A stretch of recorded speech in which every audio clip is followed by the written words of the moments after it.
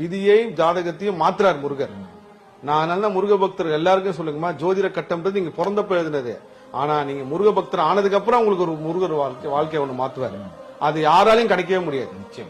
அது மாதிரி எத்தனையோ பேர் பாத்துருக்கேன். சரி, இப்ப நான் ஜென்ம சனி நடக்குது, எனக்கு ஏன் ஜென்ம சனி ராசியில நடக்கிறவங்களா வாழலாமா வேண்டாமான்ற அளவுக்கு கட்டத்துக்கு போகும்போது முருகர் என்ன இப்படி உள்ளங்கையில வச்சு தாங்குறாரு.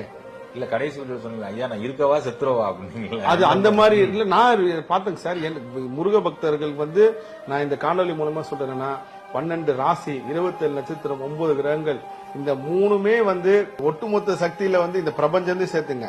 இது எல்லாமே ஒருத்தர் சுண்டு வரல வச்சிருக்காரு, அது முருகர் தான். அதனால உங்க பக்தியை நீங்க உண்மையா கொடுத்தீங்கன்னா அதனாலதான் நீங்க கந்தசஷ்டி கவசத்துல பாருங்க, நவகோல் மகிழ்ந்து நன்மை அளித்திடும் நவமதன் எனவும் நல்லெழில் பெறுவர் பாலதேவராசம் எழுதிருப்பேன்னா, நீங்க முருக பக்தியில உண்மையா ஆக ஆக இந்த நவகோள்கள் மகிழ்ந்து உங்களோட பிளானட்ஸ் தப்பாவே இருந்தாலும் சரியா மாறும்.